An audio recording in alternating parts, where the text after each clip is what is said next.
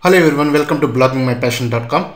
In this video, I would like to show you the control panel. Once you register for a hosting space with any company, you will get access to the control panel. And in this video, I would like to show you the control panel for Bluehost.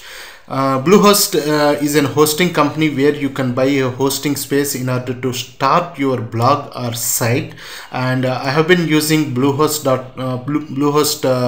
for a long time, and I'm very much satisfied with that. And in this video I will show you the control panel. So this is bluehost.com homepage, and once you register for a hosting space with bluehost.com, you'll get access to the control panel. You will get a username and password. Once you have those username and password, click on the login on the top right corner.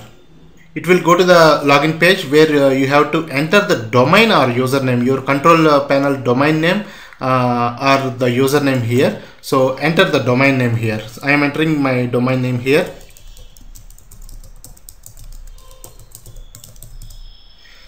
And enter the password here.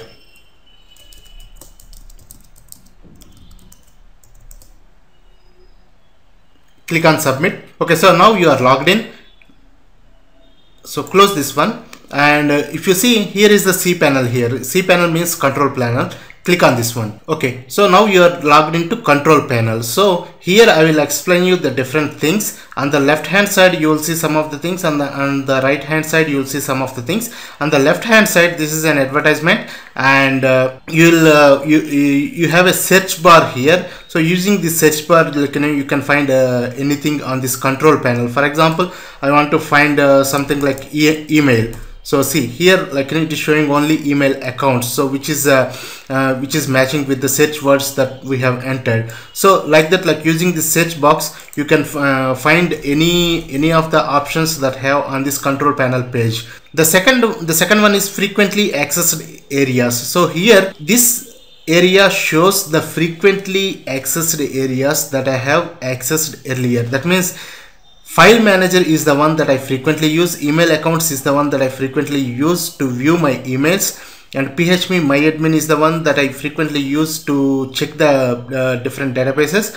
and mysql databases is the one that I frequently use to create different databases, and directory passwords are the ones that I use to create passwords for different directories. So this area shows the frequently accessed areas by you. And the next one is stats here. Stats means it shows the main domain name, username, home directory, login from. So all these things it will show here, and this is the stats area. Okay, on the right hand side, the first one is the mail option. So using the mail options, if you see, there are different options here. The main ones that we use here are email accounts. So using this email accounts, you can create different email accounts for your blog. So this is the main one we use, and webmail is the one where you can view the emails that you receive to your inbox. So there are also other things that we normally don't use, but these two are the main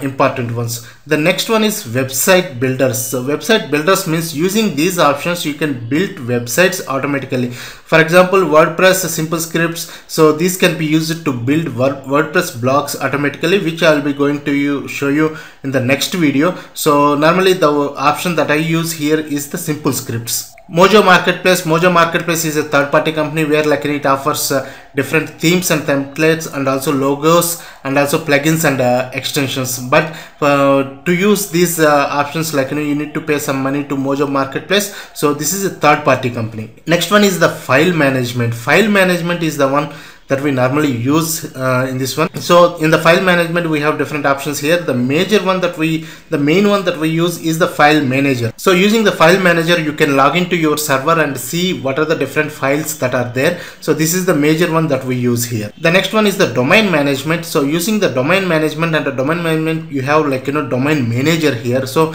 if you have more than one blog, or if you want to buy a new domain, using this option, using domain manager, you can you can buy or you can manage your existing domains. And the next one is the transfer domain. If you have a blog or website on any different company or a different hosting company, and if you want to transfer that domain name from that hosting company to Bluehost, you can do this one through this option. At the same time, using this option, you can also transfer the domain on Bluehost to a different company also. So using this option, you can transfer in, transfer out the domain names. Next one is upgrades. Normally, we don't use this one here. There are different options here. We don't normally use this one.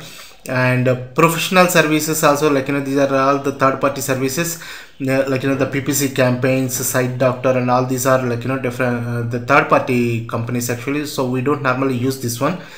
And next one is a promotional one, where we have different promotional things here, like $100 AdWords, Twitter $50 ad credit, Facebook $50 credit. So you can use these things for promoting your blog or news site. Next one is the statistics here. So here you can view the statistics for your news site or blog here. So the first thing you have to do is you have to choose a stats here. There are around, I think, 3 different stats are available. You can choose any of those stats, and using the latest visitors, you can find the latest visitors. I think around in the last 12 hours or 24 hours, you can see the visitors who visited your blog. Next one is security.